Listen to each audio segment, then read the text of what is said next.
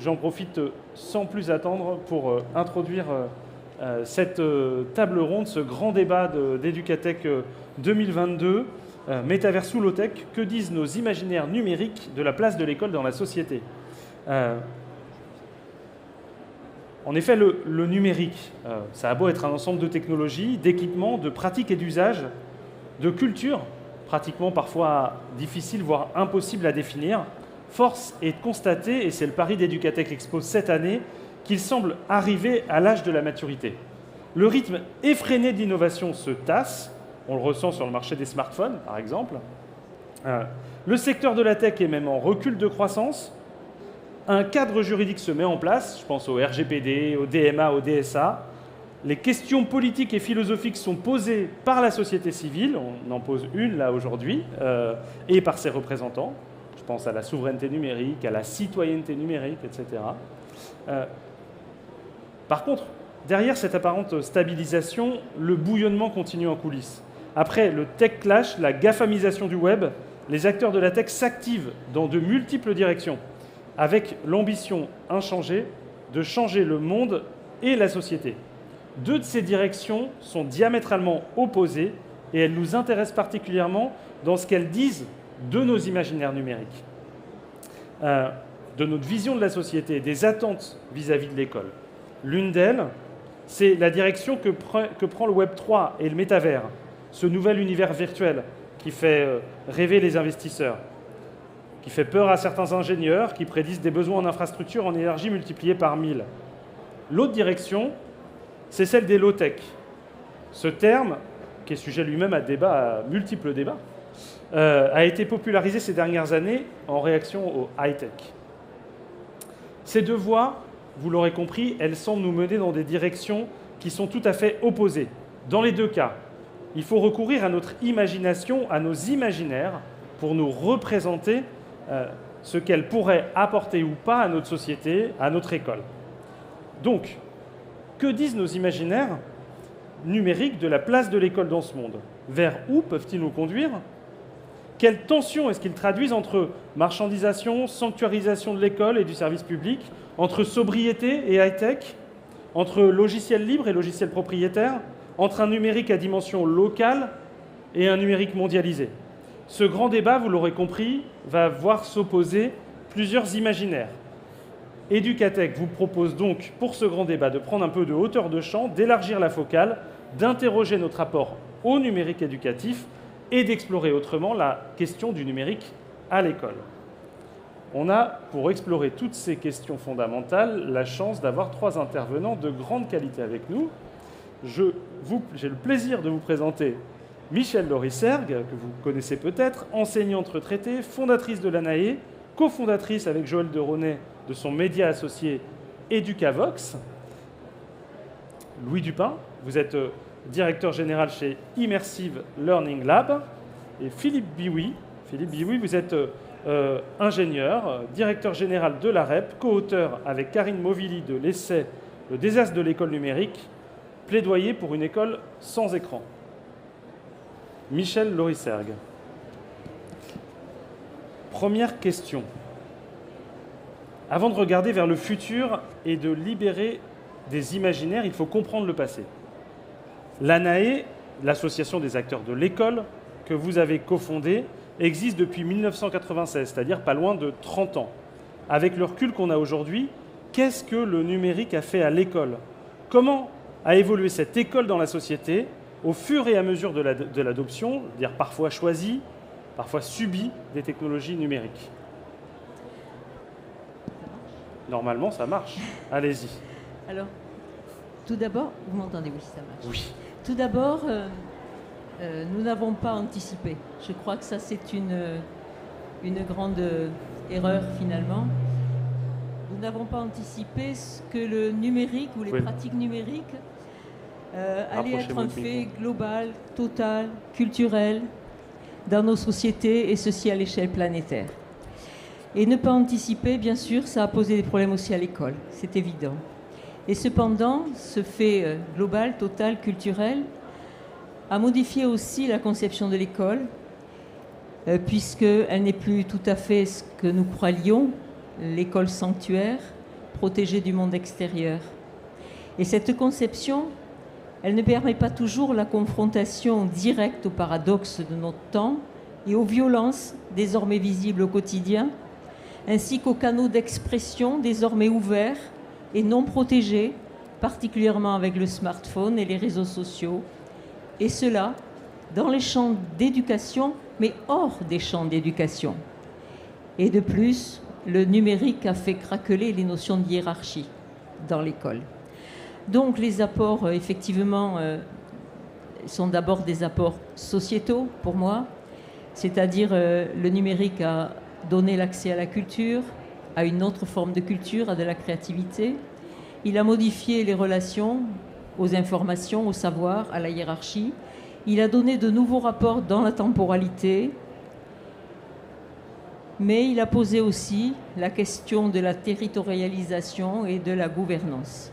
Mais ce que le numérique a apporté à l'école, alors nous l'avons observé depuis 25 ans, 30 ans, en effet. Tout d'abord, il a apporté des doutes, des refus, puis il a entraîné des prises de conscience et des expériences à diverses échelles, impulsées par le développement économique d'abord, puis par l'approche sociétale et ludique des entreprises de communication ou des entreprises technologiques. Ensuite, le smartphone, la dématérialisation en route, les réseaux sociaux, les expositions aux cyber-risques également, et plus récemment les promesses ou les mythes de l'intelligence artificielle et du métaverse ont accentué tous les développements. Le numérique a imposé les infrastructures dans les établissements scolaires, mais pas tous, on le sait, les équipements, modifié le domaine des ressources, les formations, l'approche des métiers, a développé les protections sur les données, modifié la forme scolaire. Tout se modifie encore très progressivement et de manière encore inégalitaire, même si la crise sanitaire a accentué les sursauts.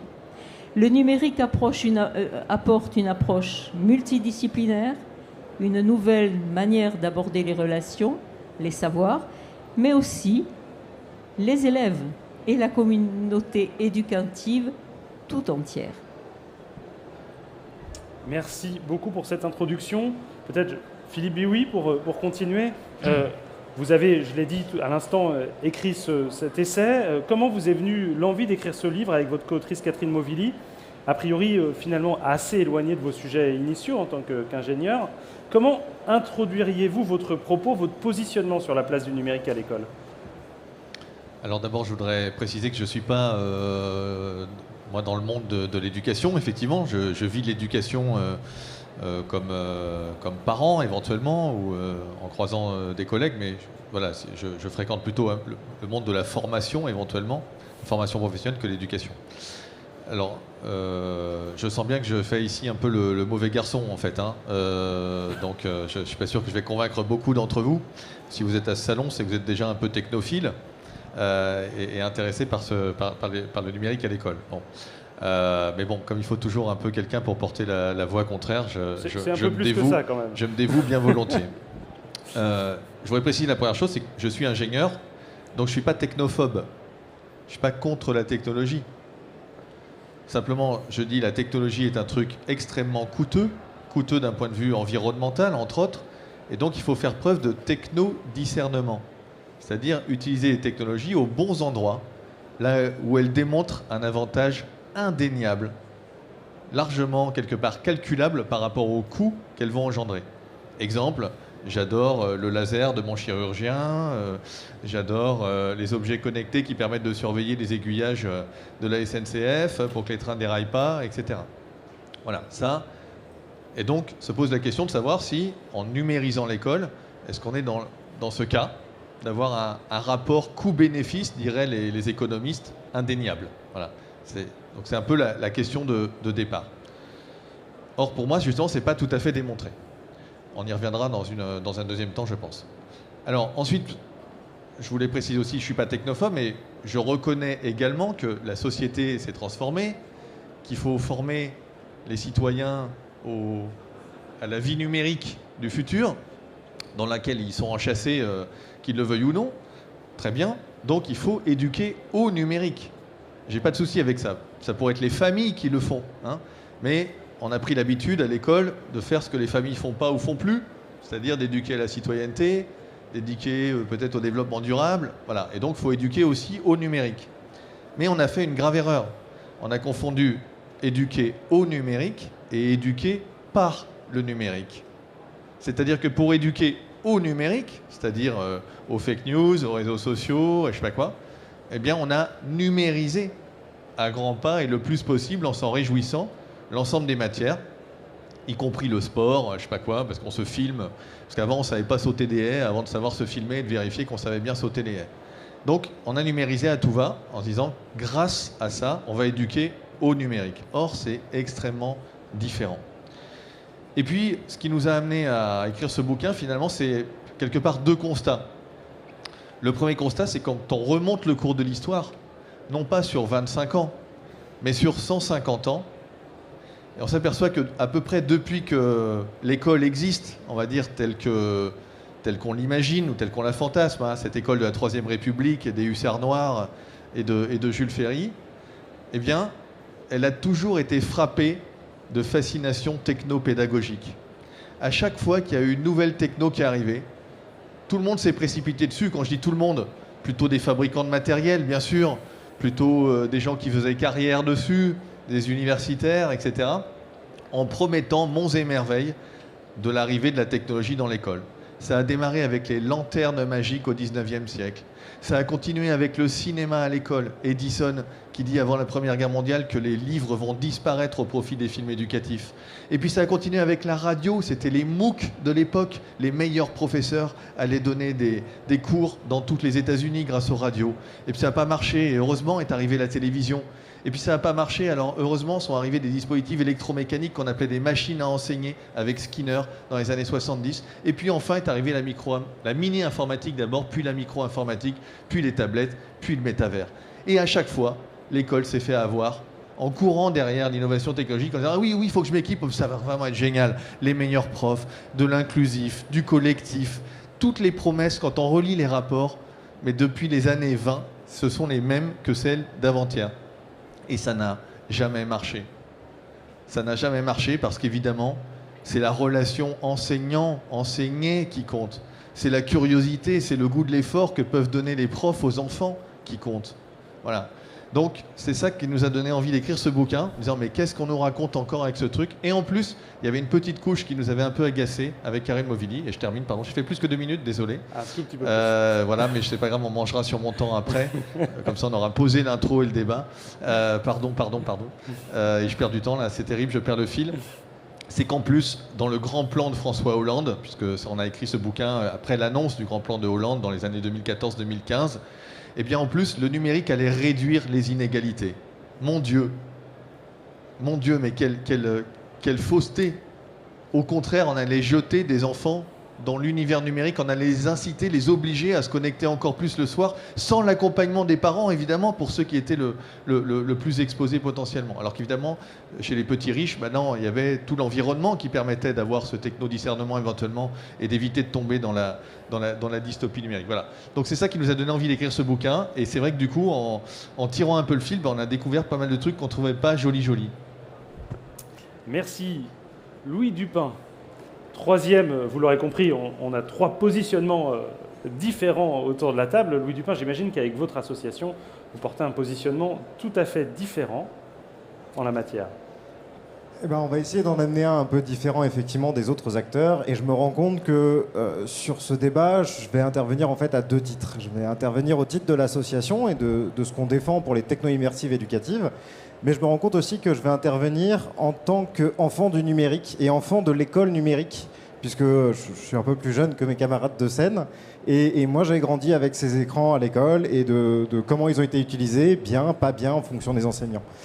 Et donc, nous, on a une vision qui est de dire que ces technos arrivent d'une manière ou d'une autre dans la société. Et ce que disait Michel est très vrai. La société a changé avec le numérique. Et on a dû apprendre à faire du numérique. Et comment est-ce qu'on fait société dans le numérique? Et après, on a couru derrière tous les dispositifs qui permettaient de réguler ce numérique.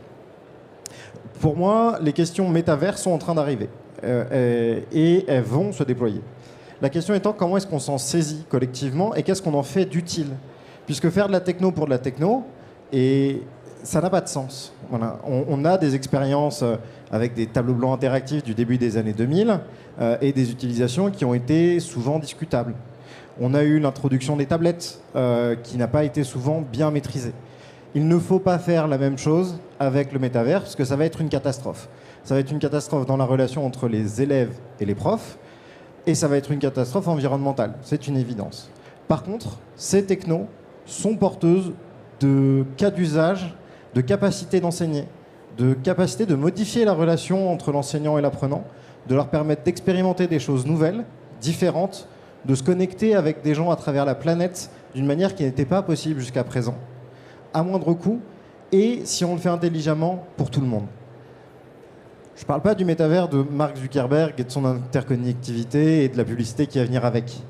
Je parle de plateformes collaboratives, je parle d'expérience et je parle de faire mieux et permettre aux élèves de découvrir et de s'approprier des sujets différemment. Pour aussi permettre à notre école, qui aujourd'hui a un schéma assez rigide, d'amener des élèves à découvrir des savoirs différemment et donc de pouvoir toucher de nouveaux publics. Merci. Alors, petite introduction.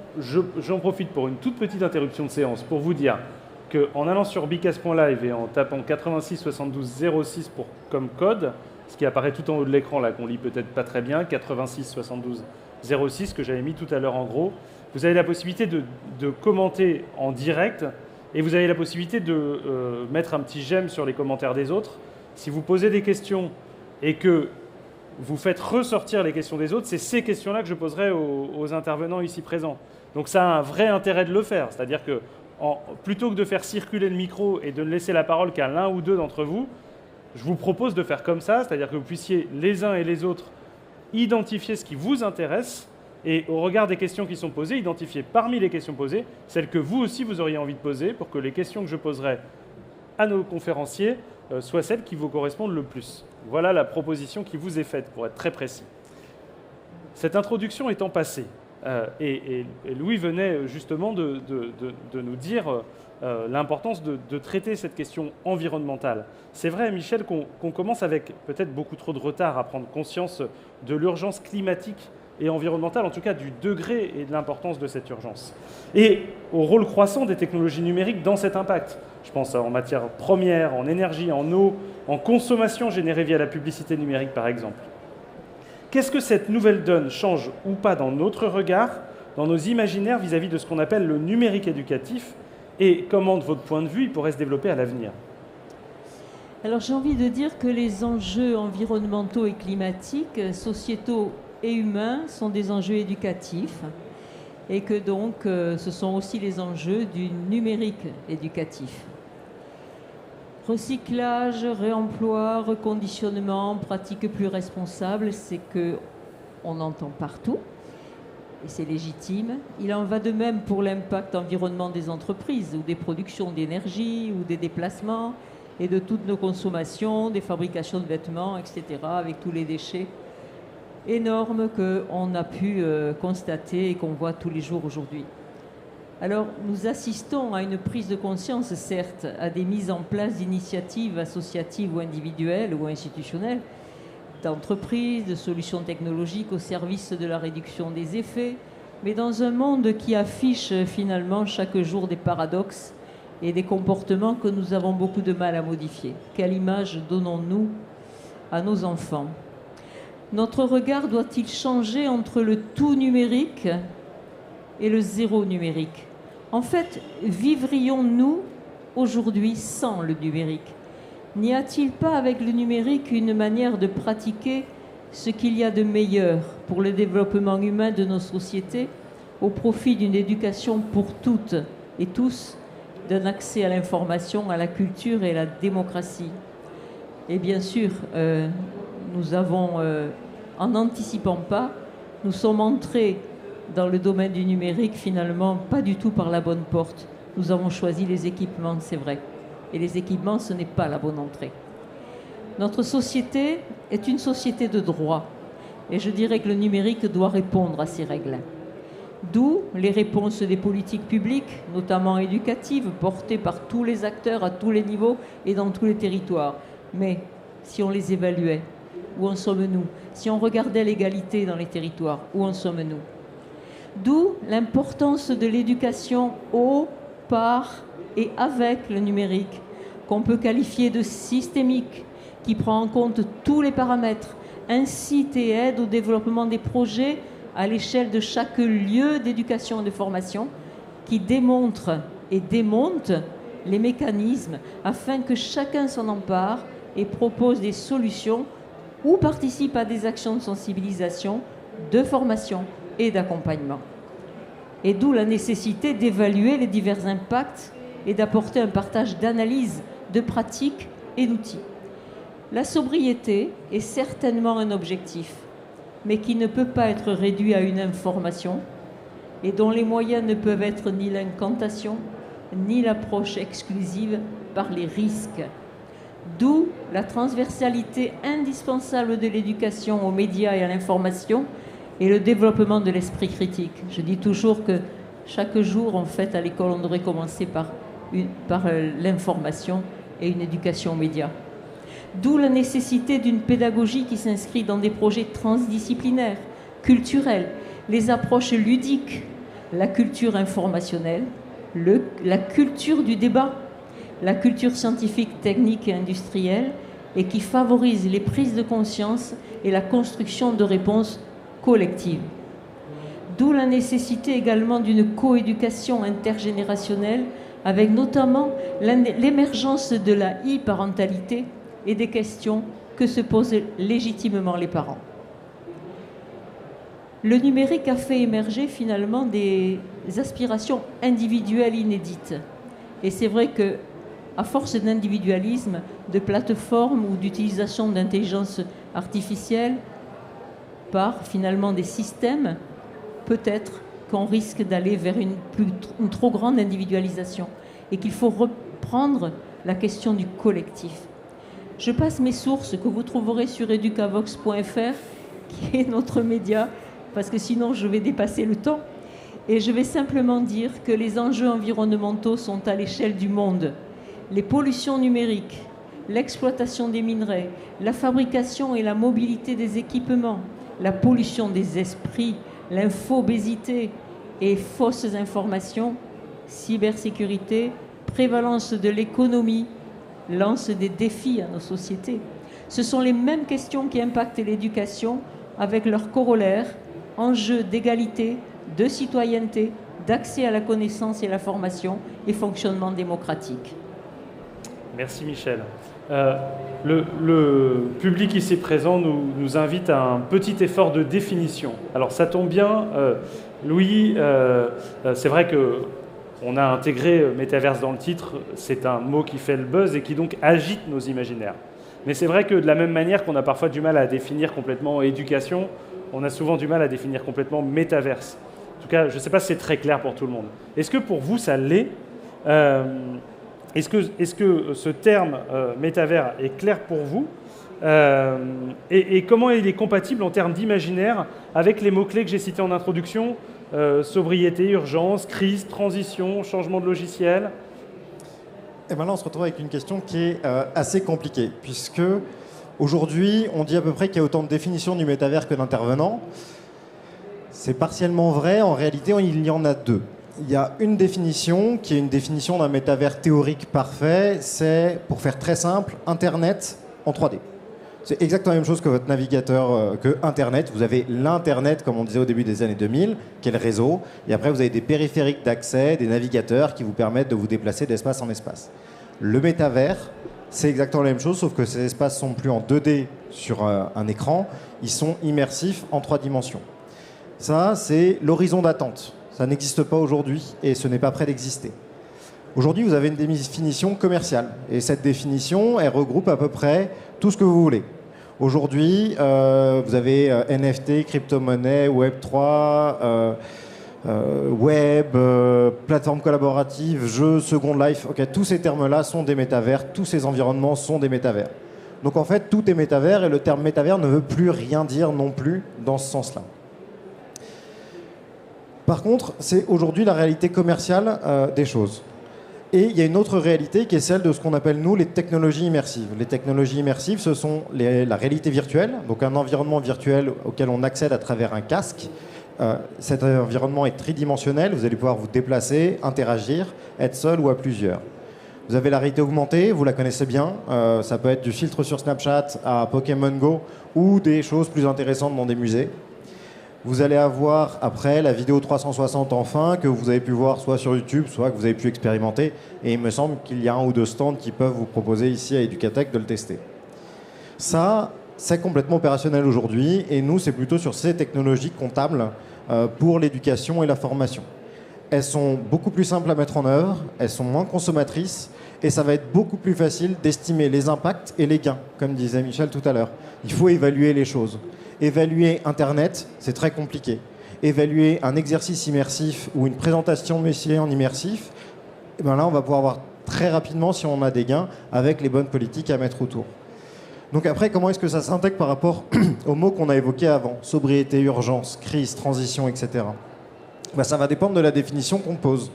Si on prend la définition théorique parfaite, dans l'état actuel des connaissances, c'est très compliqué d'être en accord avec la sobriété. Des calculs ont été faits, la consommation de ressources serait gigantesque pour numériser Internet en immersif. En même temps, on se rend bien compte que sur des usages plus raisonnés, on peut appliquer des mentalités de réutilisation, de recyclage, de mutualisation entre les matières. Si on prend l'exemple d'un collège ou d'un lycée, aujourd'hui, vous avez encore des laboratoires de chimie et de physique qui permettent d'accéder et de faire des expériences et d'accéder à une autre manière de faire le savoir. Nous, on pense que d'ici quelques années, on pourra trouver des salles de TP immersives avec son laborantin immersif qui accueillera l'ensemble des enseignants de l'établissement pour aller un jour visiter le Parthénon de la Grèce antique dans l'état dans lequel il était avant, d'aller voir avec un cours de géographie en utilisant Google Earth pour visualiser les pays et les distances entre les capitales, aller faire un cours de géologie en allant voir directement à quoi ressemblent les formations sur le terrain, la visualisation des molécules chimiques, etc., etc. En tout cas, ces espaces doivent être mutualisés pour aussi limiter l'investissement des matériels et donc la consommation qu'on va en avoir.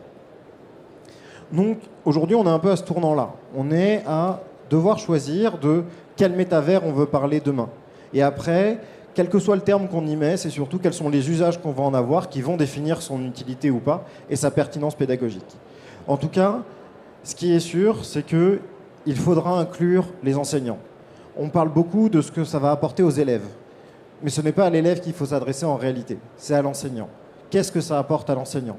Qu'est-ce qu'il va pouvoir faire de plus et de différent? Comment est-ce que ça va changer sa pratique professionnelle? Et comment est-ce que ça va le valoriser dans sa posture d'enseignant en le remettant notamment au centre de la classe? On l'a dit en introduction, le numérique a eu des avantages à l'école, ça a aussi eu des inconvénients en cassant en partie la relation enseignant-élève. L'immersif, bien utilisé, peut permettre, parce que l'enseignant va avoir de nouveaux pouvoirs avec ses élèves, de le replacer dans une autre posture et de resserrer les liens avec les élèves. En tout cas, c'est l'heure du choix aujourd'hui sur ces plateformes. Et il va falloir se demander de quel avenir on a envie et de comment est-ce qu'on veut l'utiliser. Parce que intrinsèquement, comme toute technologie, elle n'est pas ni bonne ni mauvaise. Par contre, là, ce qu'on va en faire, comment est-ce qu'on va le déployer, comment on va l'investir, comment on va apprendre à s'en servir et qu'est-ce que ça impacte sur notre société, ça, ce sont des enjeux qui, aujourd'hui, doivent être pris en compte et auxquels on doit apporter des réponses. Merci. Philippe, de votre côté, votre imaginaire se tourne plutôt vers le champ des low-tech. On a mis en avant tout à l'heure votre livre sur l'école numérique. Vous en avez un autre qui s'appelle L'âge des low-tech, rêverie d'un ingénieur solitaire, troisième. Quelle école vous promouvez sans écran? Comment est-ce que vous la promouvez? Et qu'est-ce qu'une école low-tech, de votre point de vue? Alors, je peux tricher et faire comme à la télé, je réponds pas à la question, mais je préviens d'avance. Je pourrais rien y faire. Non, mais voilà, on peut y revenir derrière, mais j'avais envie de réagir et je pense que c'est plus. Bien sûr, vous avez le droit. Donc, je voulais quand même, parce que moi, le Parthénon en immersif, j'y arrive pas, j'avoue, même si on a eu des dialogues très sympas avant la table ronde, mais j'y crois pas du tout. Enfin, ou alors, on sera en train de vivre un incroyable moment. Ça a toujours planté, ça a toujours fait pchit, mais là, avec celle-là, ça va marcher. On a vraiment de la chance, hein. C'est cool de vivre en 2022, c'est le bon moment, c'est pile poil maintenant. À chaque fois, ça n'a pas marché. On a acheté des équipements, on a ça a fini sur des trucs, des tablettes poussiéreuses. Mais là, avec les trucs de réalité augmentée, on va devenir des champions de la Grèce antique. Au lieu de lire Plutarque, on va aller voir le Parthénon tel qu'il était. Et du coup, ça va faire de nous, c'est les humanités de demain. Non, j'arrive pas à accrocher, j'arrive pas à y croire. Alors, juste quelques éléments. La technologie, c'est quelque chose qui est coûteux. C'est coûteux d'un point de vue environnemental, mais c'est coûteux en euros.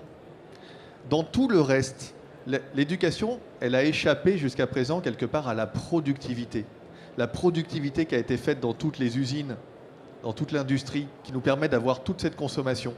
La productivité, c'est quoi? C'est des machines qui travaillent mieux et plus vite grâce à de l'énergie et des ressources que les humains. Grâce à ça, on peut se payer cette technologie. D'accord? Pourquoi est-ce que la voiture autonome va sans doute pas arriver? Parce qu'il n'y a pas assez d'endroits où le chauffeur est rémunéré. La voiture autonome pour le taxi, ça marcherait, parce qu'on va remplacer le chauffeur de taxi ou le chauffeur de bus. Mais la voiture autonome de Monsieur Tout-le-Monde, il n'est pas payé le chauffeur, c'est vous. D'accord? Et du coup, on va sans doute pas pouvoir se payer la techno. Vous me suivez? Qu'est-ce que ça veut dire? Comme à l'hôpital, plus les machines seront chères, moins on pourra payer les soignants. Moins il y en aura. La crise des soignants aujourd'hui, c'est peut-être parce qu'il y a une inflation technologique à l'hôpital. Et je prends volontairement ça parce que c'est un endroit, le médical, où on se dit, bah ouais, on peut y aller sur la techno. Hein. Le techno-discernement, dont on parlait tout à l'heure, c'est super. Dans le numérique éducatif, qu'est-ce qui nous attend? Bien sûr, ça ne va pas se passer tout de suite. Vous inquiétez pas, messieurs, madame les professeurs. Mais dans les rapports, on voit ça. Il y aura un mélange de présentiel, de distanciel. Il y aura un mélange de superbe machine learning et de petits QCM améliorés, sans prof. Et puis par contre, les profs seront toujours là pour faire des trucs vachement plus sympas, vachement plus accompagnants. Non, à la fin, pour se payer la techno, on butera des emplois, comme partout ailleurs. Ça s'appelle la destruction créatrice schumpeterienne. Pas pour l'instant, hein. On ne va pas exciter le mammouth, hein, vous voyez ce que je veux dire. Mais derrière, tranquillement, dans les petits rapports, il y a un peu ça. Pour se payer la technologie, il faut remplacer du travail humain. Voilà, gardez ça en tête. Ensuite, notre imaginaire, c'est quoi? Notre imaginaire, c'est que on dit innovation égale technologie. On est plongé là-dedans. Mais c'est faux. En particulier dans l'éducation. Il y a plein d'innovations possibles sans technologie. On peut faire des jeux sérieux, on peut faire des trucs collaboratifs, tout existe. On peut faire des semaines sans écran. C'est des trucs incroyables. Voilà. Donc il y a plein de choses. Il n'y a pas besoin de la technologie pour innover. Il y a tout un pan d'innovation pédagogique qui se fait sans technologie. Ensuite, non franchement, quand on voit les trucs, c'est quand même un peu triste, vous ne trouvez pas est-ce que dans les boomers là, est-ce qu'il y a des boomers qui ont fait des trucs avec les boulettes de réjection des rapaces, vous savez, et puis le prof il ramenait ça, et puis après en classe, en TP, on récupérait les petits os et les machins. Ouais. Vous avez déjà vu l'équivalent en numérique? Le petit logiciel où avec la souris on fait glisser, ah ça c'est un fémur de souris. Non mais c'est d'une pauvreté, c'est minable, minablissime. Et même en 3D, ça sera minablissime. On oublie un truc, c'est que l'être humain, ça fait 300 000 ans au moins que c'est la main et le cerveau. La main et le cerveau. Tous les anthropologues le savent, nous le disent. C'est parce qu'on touche, c'est parce qu'on manipule, c'est parce qu'on fait que le cerveau s'est développé aussi. C'est en tapant sur des silex qu'on a eu le cerveau de plus en plus gros. Je caricature un peu, hein, je vous fais un raccourci darwinien, évidemment, très, très méchant. Mais c'est juste pour se rendre compte, se dire, c'est pas en chaussant un putain de casque qu'on va apprendre quoi que ce soit. Bien sûr que ça peut faire des trucs super en embauchant 10 000 mecs qui font des jeux vidéo aujourd'hui. Mais c'est pas vrai, on se ment. Alors qu'on se biberonne avec des subventions, des machins, qui est plein d'aventures industrielles sympathiques et des scale-up, je veux bien. Mais racontons pas que c'est pour créer des citoyens vachement plus intelligents qu'aujourd'hui. Ça se saurait. Regardons l'état dans lequel est notre école, mais ayons un peu un discours de vérité. Solzhenitsyn, il disait, en 75, quand il y aura quelqu'un dans une salle, quand on aura une connerie qui est dite, il se lèvera, il partira. Ce jour-là, l'URSS s'effondrera. Évidemment, pour le premier qui fait ça, c'est dur. Hein. Il savait de quoi il parlait. Hein. Bah, la glasnost, 10 ans plus tard, la transparence, ça n'a même pas mis longtemps à s'écrouler derrière. Ayons un peu de transparence, ayons un peu d'honnêteté intellectuelle. Ça ne marche pas, tous ces trucs-là. Ça ne marche pas et ça ne marchera jamais. Donc il faut effectivement un autre imaginaire, et j'en parle après, c'est ça? J'ai le droit à un troisième Alors, petit tunnel. on peut effectivement tirer le fil des trois imaginaires là, qu'on vient de brosser en contrepoint. Allons-y. Je peux vous demander à tous de nous raconter, avec vos mots, comment vous percevez l'école du futur, l'école du futur même lointain, 2100, 2150, 2200, si on se projette dans l'imaginaire. À quoi ressemblerait cette école sur les trois dimensions pédagogiques, technologiques, et la place que prendrait cette école dans la société et dans le monde? Peut-être commençons par Louis. D'accord. Je vais profiter juste pour pouvoir amener quelques réponses à ce que disait Philippe, parce que c'est très, très intéressant. La main et le cerveau, et j'aime beaucoup l'expression, c'est vrai, on apprend parce qu'on a un geste main-cerveau. Et en fait, je suis tout à fait d'accord avec ce que tu dis, qui est de dire, si on fait la même chose, ça ne marchera pas. Et c'est une évidence. Si on fait la même chose que ce qu'on a fait jusqu'à présent, ça ne marchera pas. C'est pour ça que, à mon sens en tout cas, si on ne remet pas l'enseignant au milieu de tout ça, ça ne peut pas fonctionner. Parce que l'un des avantages de la techno immersive, et peut-être pas pour le goût du métavers, intraconnecté, NFT, crypto-monnaie, 14 millions, c'est de permettre à quelqu'un d'expérimenter une même situation ou une situation différente qui n'est pas accessible dans la vraie vie. L'exemple des boulettes de rapace, c'est intéressant. Les dissections en biologie, elles sont aussi... C'est des choses qui disparaissent parce que trop coûteuses, parce qu'on ne peut plus faire ça, parce que c'est compliqué de se fournir, parce que plein de choses. Si on numérise une fois l'expérience correctement, avec un vrai propos pédagogique, et qui n'est pas quelque chose de stand-alone, mais qui est quelque chose où l'enseignant emmène ses élèves et encadre cette séquence comme il le faisait avant, avec sa vraie grenouille sur la paillasse, ça peut trouver un intérêt. En tout cas, pour moi, ça vaut de tester, de l'évaluer, et ensuite de décider collectivement est-ce que ça vaut l'investissement et est-ce que ça vaut le coup d'y aller. Et du coup, si on applique cette méthode-là, et en tout cas qu'on essaye, et c'est là où je vais enchaîner sur la suite, de resanctuariser l'école, d'en refaire un moteur puissant de notre société, et de réinvestir des euros, parce que ça coûte cher, parce que payer des gens pour s'occuper des enfants, leur apprendre des choses, leur ouvrir l'esprit, et leur apprendre à apprendre, ça coûte de l'argent, ça prend du temps. Donc il faut, pour moi, sur cet horizon de notre école, c'est lui redonner ses lettres de noblesse. Et pour ça, on est d'accord que la techno n'est pas indispensable. Elle peut être un outil. Elle peut être, et elle doit, à mon sens, n'être qu'un outil dans la boîte à outils où, à un moment, on va faire de l'immersif, à un moment, on va faire un cours traditionnel, une classe inversée, un travaux pratique, ou je ne sais encore quoi d'autre qui peut être aujourd'hui imaginé par des enseignants tous plus brillants les uns que les autres. Et bien ça, pour moi, c'est à ça que doit ressembler notre école. Parce que elle va enseigner aux nouvelles générations, aux nouveaux citoyens, ce que c'est que d'être un citoyen, ce que c'est que d'apprendre, puisque le numérique aujourd'hui, métavers, pas métavers, est un formidable puits de savoir. Moi, mon exemple préféré, c'est Wikipédia.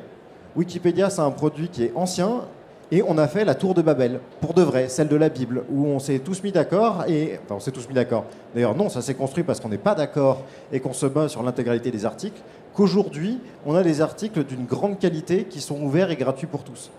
Sauf que naviguer dans Wikipédia et naviguer dans le web, ça s'apprend. Eh ben, les techno-immersifs, ça va s'apprendre aussi. Si on fait n'importe quoi, on n'y arrivera pas. Et donc pour moi, cette école, elle apprend à utiliser le numérique. C'est ce que disait Michel en propos introductif. Et surtout, on a un enseignant qui doit être formé forcément à ce qu'il enseigne, ça c'est la base de la chose, mais surtout aux outils qu'il va pouvoir mobiliser dans sa séquence classe. Et donc, il va pouvoir composer sa séquence en fonction du public auquel il s'adresse. Ça veut aussi dire que, on lui donne du temps de formation, de l'argent pour se former, de l'argent pour les outils, et du temps pour préparer ses séquences. Mais ça implique, et vu qu'on se pose dans un imaginaire de demain à 2100, 2150, ça va impliquer une vraie refondation de notre système et de la manière dont on perçoit notre école. Voilà. Pour moi, cette école, c'est vraiment celle-là. C'est celle de l'enseignant au centre qui va accompagner des gens pour s'accomplir, comprendre comment ils vont pouvoir apprendre au long de leur vie et comment est-ce qu'ils s'intègrent dans un élément qui fait société. Merci. Philippe, pour changer un petit peu l'ordre et puis répondre immédiatement. On est en total impro, là, j'étais pas prêt. Non, donc j'ai encore envie de ne pas répondre à la question. Désolé, Louise. Tant pis pour En fait, l'école de 2100 ou 2150 ne m'intéresse pas. ne m'intéresse pas. Même si, en tant qu'un peu écolo, je me pose la même question que Raim et Samproul, c'est-à-dire dire, au lieu de réfléchir quelle planète on va laisser à nos enfants, on ferait mieux de réfléchir à quels enfants on va laisser à la planète. Mais là, c'est même pas les enfants, c'est les petits enfants, donc c'est vraiment en dehors de ma portée. Moi, je m'intéresse à l'école de 2022, de 2023, de 2025, de 2030. C'est vraiment de demain matin. Qu'est-ce qu'on fait, quelles orientations on prend concrètement, où est-ce qu'on déverse effectivement l'argent, pour faire quoi, quels efforts, etc.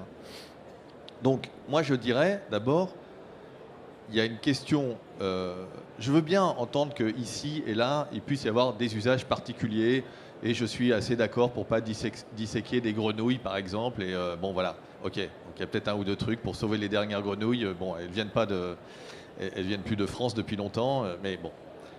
Pour les rapaces, on avait fait le calcul, même avec les éoliennes qui en shootent quelques-uns et les pesticides qui tuent leurs proies, il restait largement assez de boulettes de réjection pour toutes les classes et tous les cours de SVT de France. Mais bon. Pour moi, d'abord, c'est une question d'âge et une question de mesure. C'est hyper important qu'on se mette ça en tête. Pourquoi ? Parce que tout à l'heure, tu disais... La technologie, c'est positif ou négatif. Enfin, c'est positif ou négatif. Enfin, voilà, il y a des trucs, des bons côtés, des mauvais côtés. Tu as dit tout à l'heure. En fait, non.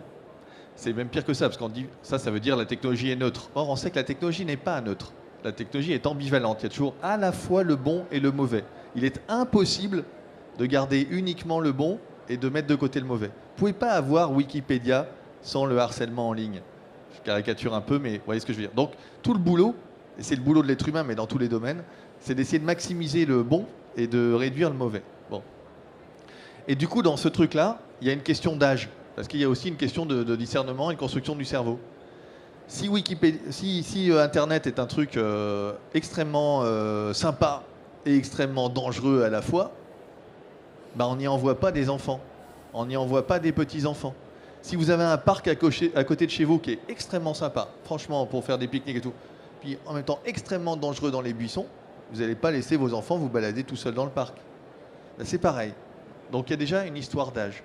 Donc déjà, il faudrait que l'école participe à remonter l'âge à laquelle on équipe aujourd'hui les enfants d'un outil qui permet d'aller sur Internet et de construire leurs imaginaires qui sont en gros TikTok, influenceurs à Dubaï, qui rentrent se faire soigner en France dès qu'il a un pet, hein, d'ailleurs. Hein. Parce qu'il est à Dubaï, c'est cool, mais en fait, en vrai, c'est pas mal à la maison. Hein.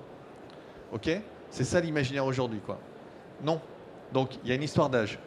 Moi, j'entends encore aujourd'hui, tout à l'heure, il y avait le département qui se glorifiait de Seine-Maritime, qu'ils avaient distribué 13 000 tablettes aux collégiens. Ok, bien leur en face. Aujourd'hui, on équipe des maternelles. Des communes équipent des maternelles. C'est pas possible. Parce que là, pour le coup, il y a un consensus scientifique. Pas d'écran. Pas d'écran avant 6 ans. C'est même pas un écran connecté ou je sais pas quoi. Pas d'écran avant 6 ans. Et on équipe aujourd'hui des maternelles avec l'argent public. C'est dinguissime. Deuxième chose, la mesure. C'est-à-dire que qu'est-ce qu'on numérise pas, combien on en fait, combien on n'en fait pas. Et je pense que dire, on s'est trompé jusqu'à présent avec les équipements, là maintenant ce qu'il faut, c'est former les profs, leur laisser du temps. Oui, bien sûr, mais ça marche pas, on sait que ça marche pas, c'est un mammouth. J'adore les profs. Mais c'est hyper compliqué, pas parce qu'ils sont opposés au changement, je sais pas quoi, juste parce que c'est 1 million de personnes. 1 million de personnes, mais dans une boîte, former 1 million de personnes, c'est hyper compliqué. Et en plus, le temps de se former, de former les formateurs, mais on est déjà passé à autre chose. Donc il n'y a pas le temps, donc il faut concentrer l'effort sur quelques trucs précis, quelques endroits précis, où là on va vraiment pouvoir le faire, parce que ça ne sera pas 1 million de personnes à passer à la moulinette. Donc, troisième chose, l'école doit être une école du ralentissement. Une école qui ne court pas après la vraie vie. C'est trop tard, c'est perdu d'avance. Elle doit prendre le contre-pied. Le contre-pied de cette vie qui est toujours plus délirante, plus accélérée, où on ne comprend plus rien, toujours plus papillonnante, et après on se plaint d'avoir des enfants qui ne sont pas concentrés. Et pour les concentrer, on va les remettre sur des tablettes pour recapter leur attention. Parce que c'est magique, hein, la première fois qu'on va sortir des lunettes en 3D, ah bah ouais, le prof, il va avoir du succès. Hein. Mais la 10e fois, ça sera fini. On sera déjà passé à autre chose. Donc il faut une école où on retrouve des cartes murales. Ah ouais, ça fait un peu vieillot. C'est une école où on retrouve des bouquins. Ah ouais, ça fait vieillot. On retrouve des cahiers. Ah ouais. Je fantasme pas l'école d'antan. Je fantasme pas la blouse et la règle en bois. Mais il y a un certain nombre de choses où peut-être, ouais, faut réfléchir, c'était pas si mal que ça. Après tout, ça a quand même fait quelques effets méritocratiques. Alors peut-être pas tout le monde n'avait pas le bac, c'était pas le même le bac, hein, on est tous d'accord là-dessus. Mais voilà, ça a fait quelques écrivains, quelques mathématiciens, y compris chez les fils d'ouvriers et les employés. Aujourd'hui, qu'est-ce qui se passe? C'est-à-dire, regardons l'explosion des cours de soutien. Pourquoi il y a cette explosion des cours de soutien? Enfin, c'est dinguissime. Ça veut dire quelque chose, ça révèle quelque chose. Ça révèle le fait que l'école, elle n'a jamais été aussi peu égalitaire. Voilà. Donc il faut trouver une école de la lenteur. Et du coup, c'est pour ça que cette école sans écran, évidemment, elle n'est pas forcément 100% sans écran, mais pas loin de ça. Parce qu'il faut retrouver, il faut qu'elle prenne le contre-pied de la société, qu'elle soit un espace de respiration, un espace de protection des enfants qui vivent un autre monde que le monde du numérique dans lequel ils sont plongés le reste du temps. Voilà, c'est ça que je fantasme, mais pas pour 2100, pour 2025. Merci Michel. Merci Philippe, et je passe la parole à Michel pour nous raconter de son côté comment joue cet imaginaire. Il faut que je réagisse. Mais bien sûr, c'est aussi pour ça qu'on tourne la parole. Parce que je crois qu'on ne peut pas... Enfin, c'est un scénario qu'on peut envisager, bien sûr, celui que vous avez, mais n'est-il pas un peu nostalgique? Et si vous parlez du développement extraordinaire des soutiens payants souvent pour les familles, de l'inégalité qui est là, ben oui, ça veut dire que l'école ne réussit pas. Et pourquoi ne réussit-elle pas? Et j'ai juste une petite réserve. La technologie, vous avez dit, c'est qu'un outil. Non, le numérique n'est pas un outil, c'est une culture transversale qui, le soir, après 17h, après les cours, est dans le smartphone des enfants. Quand on voit Et puis, vous suggérez aussi que cette école, entre les murs, elle est numérique, mais dites-moi, je pense qu'il y a beaucoup d'enseignants dans cette salle. Elles sont toutes numériques, vos écoles? Moi, quand j'y vais, dites donc, j'en vois pas beaucoup des classes très numériques.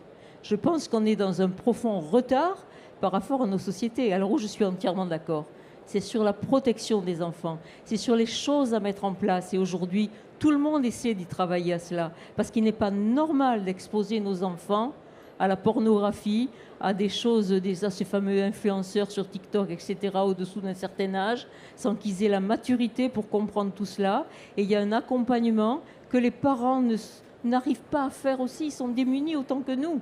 Et les enseignants, alors, vous vous rendez compte de ce qu'ils ont à faire aujourd'hui? Ça dépasse largement tous les savoirs, parce que quand même, on empile. Les savoirs aujourd'hui, il faudrait les redéfinir. Quels sont-ils à l'heure du numérique? Est-ce qu'on a besoin d'avoir, même s'il faut mémoriser, bien entendu, avoir de l'attention, bien entendu, mais a-t-on besoin de savoir tout ce qu'on impose dans les programmes avec tout ce qui se développe à côté? Et a-t-on le droit, quand on est prof, peut-être qu'ils ne peuvent pas faire autrement, je n'accuse aucun prof, parce qu'aujourd'hui, j'en suis plus, mais je sais ce que ça veut dire que d'être prof.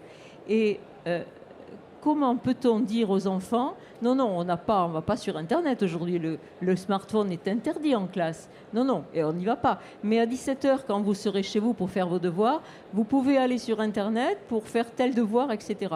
Et l'enfant, lui, sans culture de l'information, sans culture des médias, comme elle devrait être assumée dans tous les établissements scolaires, et pas simplement une semaine ou un mois par an.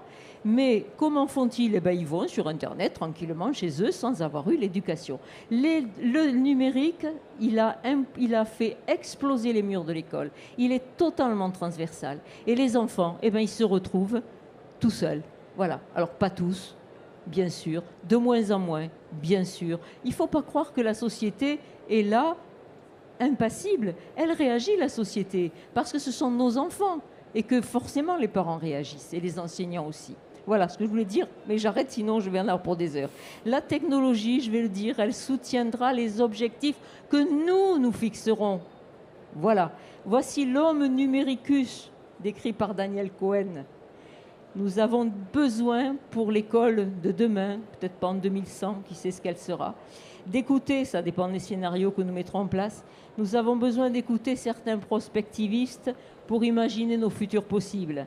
Ainsi avons-nous lu les ouvrages Tous sans tort, éloge de l'hybridation de Gabriel Alpern et Vers l'homme hybride de Joël de Ronet. qui ont inspiré le thème d'ailleurs du Forum Educavox qui aura lieu les 10 et 11 juin, hybridation des cultures. Et c'est beaucoup plus complexe que le titre peut laisser apparaître. L'humain ira-t-il dans le sens de l'utilisation de la liberté des humains pour ensemble être capables de construire le futur que nous voulons, plutôt que de subir le futur que certains nous imposent depuis longtemps et qui sont d'abord dans le domaine international et dans le domaine économique. On a tout laissé faire. Alors il faut rester curieux et attentif, toujours avec les innovations, avec les tech, les nouveaux modes de formation, dans les domaines professionnels, dans le domaine de la création, low-tech bien entendu, et avec l'intelligence artificielle, la réalité virtuelle, la réalité augmentée, le métaverse. Observer, évaluer les impacts, tous les paramètres et ne pas attendre les conséquences négatives pour réagir et les utiliser quand ces dispositifs ajoutent une plus-value. Je pense qu'on est d'accord. Alors d'autres domaines sont précurseurs, la santé, la sécurité, l'industrie. L'école n'a pas de modèle économique, alors elle n'est jamais précurseur. Mais cependant, il faudra bien qu'on forme au métier de demain. Alors il faut oser, il faut anticiper. Je reviens toujours à ces questions. Et nous ne pouvons pas rêver, pour ma part, je ne le crois pas, d'un monde tout numérique. D'ailleurs, le souhait généralement partagé est celui de la recherche de sens et de relations humaines, partout, on le sait. Alors l'école sera le reflet de ce que sera devenu l'humain. Et on peut s'interroger aujourd'hui, vous savez. Et si nos temps sociaux, nos territoires de vie, nos mobilités, en s'interconnectant, créaient de nouvelles manières de vivre et de se réinventer? Et si nous entrions dans son imaginaire? Alors voici le mien, construit par 45 années de militantisme associatif, où j'ai tout trouvé. Une richesse extraordinaire apportée par chaque secteur de la société qui s'interroge, agit et partage. Dans ce futur, la compréhension du monde numérique et de son fonctionnement est un principe fondamental. Je rêve, hein? La société numérique est un espace de droit où les règles et le droit s'appliquent. Nous prenons conscience des impacts de nos liens numériques à tous les niveaux. L'école est toujours là, accueillante, plus ouverte, avec des profs. Elle est garante de l'aventure collective. C'est cela auquel il faut que nous fassions attention. Et de l'élaboration des savoirs nécessaires à notre vie en harmonie avec nos environnements.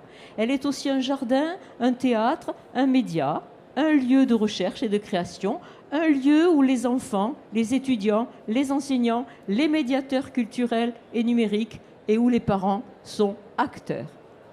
Nous avons pris en compte pour l'école les temps sociaux, les usages et les pratiques, les temps, les espaces et les manières d'apprendre et d'évaluer, l'accès aux ressources et les contenus sont modifiés.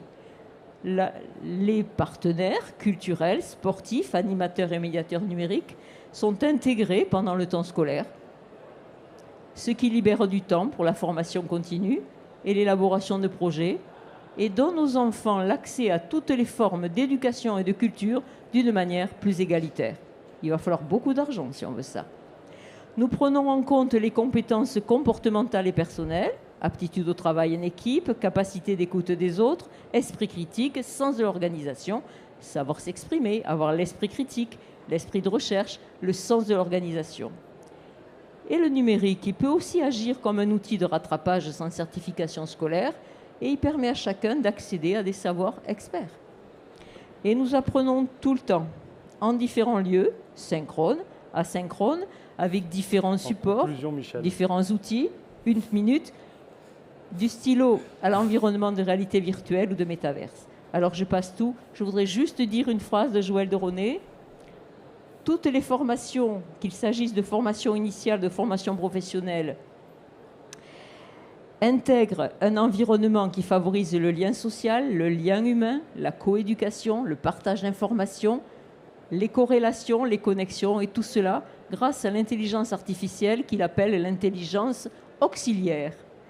Voilà, je voudrais simplement dire que la sagesse et l'émotion devraient être là parce qu'on ne peut pas faire n'importe quoi. Agir sur les choses implique de tenir compte des contraintes et de savoir s'y adapter, les exploiter.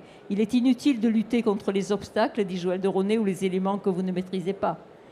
Comme en surf, il faut utiliser la vague, en faire un atout.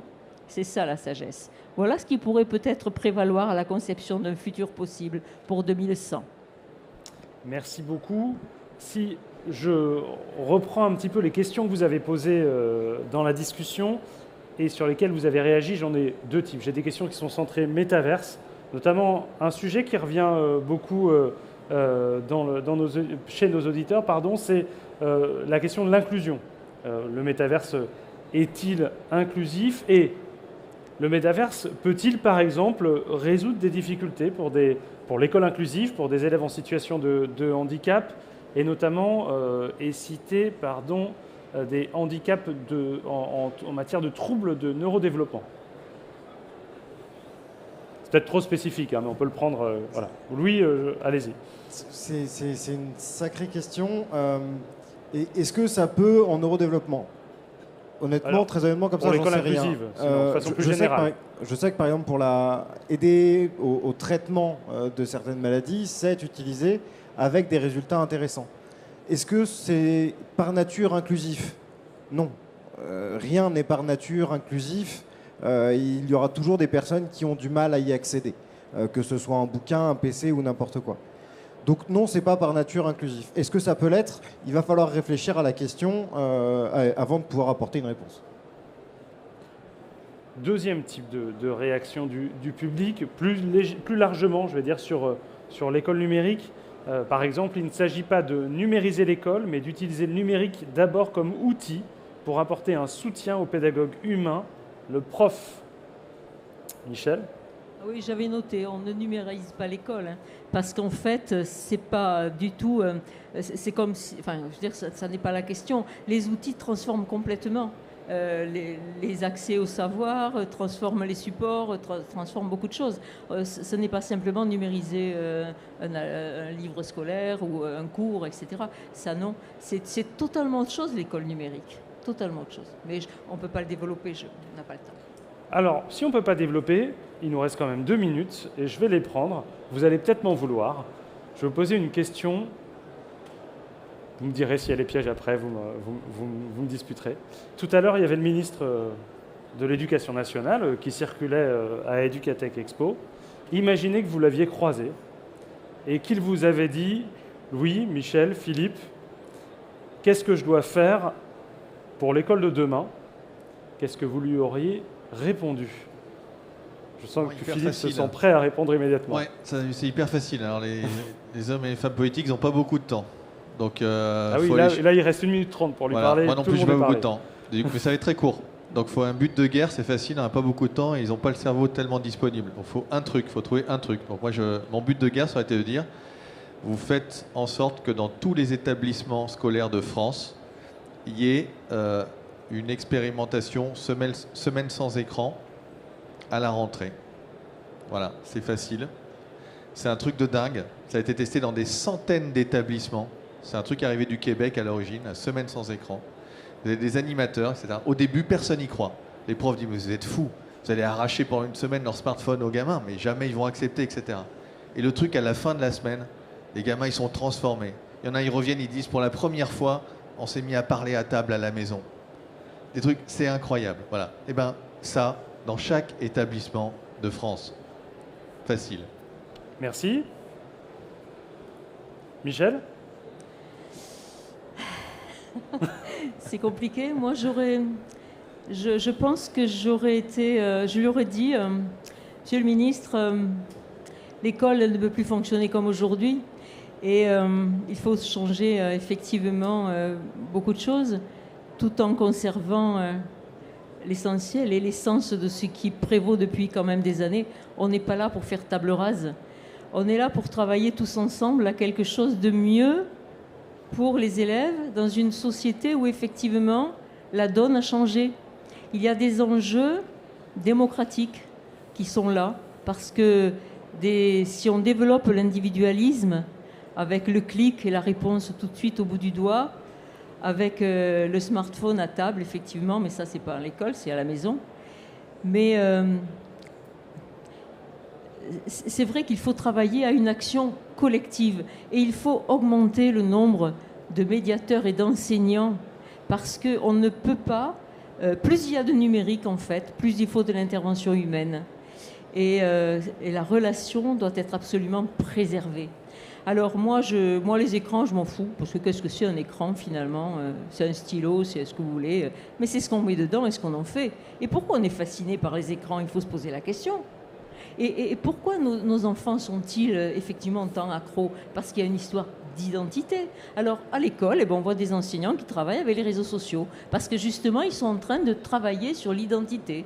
On voit des enseignants qui ont changé leur manière d'évaluer les enfants, avec davantage un regard sur les compétences, sur d'autres types de compétences dans l'établissement scolaire, avoir des missions, etc. Et cela, ça change aussi et ça transforme le numérique. En fait, ça transforme, leur identité. Secondes, hein, Michel. En fait, je termine. En fait, vous m'avez perdu. Pardon. En fait, le numérique, c'est ce qui pose des problèmes, mais c'est là qu'il y a la solution. Parce qu'aujourd'hui, on ne peut plus supprimer le numérique. Il est en cours. En revanche, on peut se poser des tas de questions, environnementales, sociétales et surtout démocratiques. Excusez-moi, mais Merci. je suis obligée de faire très court. Louis? On va faire très court. Il faut investir dans notre école. De l'argent, des euros pour pouvoir avoir des postes et du temps. Il faut rendre du temps aux pédagogues et aux enseignants pour imaginer des expérimentations. Que ces expérimentations soient immersives, soit techno, soit low-tech, soit numérique, soit ce qu'on veut.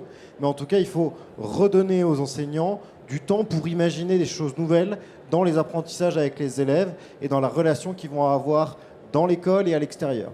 Et pour ça, il n'y a pas 36 solutions, il faut de l'argent.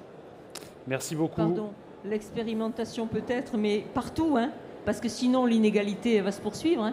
Une expérimentation dans un coin, ça ne suffit pas. C'est partout qu'on doit expérimenter.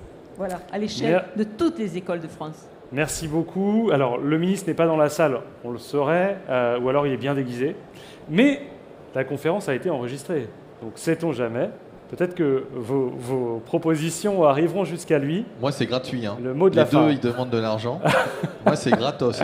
Je pense qu'après, ils vont arbitrer avec Bercy. Parce que moi, c'est associatif. Ça coûte rien. C'est du temps humain. Merci en tout cas à tous les trois pour ce débat passionnant. Merci à vous pour votre écoute. Et à bientôt pour la suite du programme d'Educatech Expo. Merci.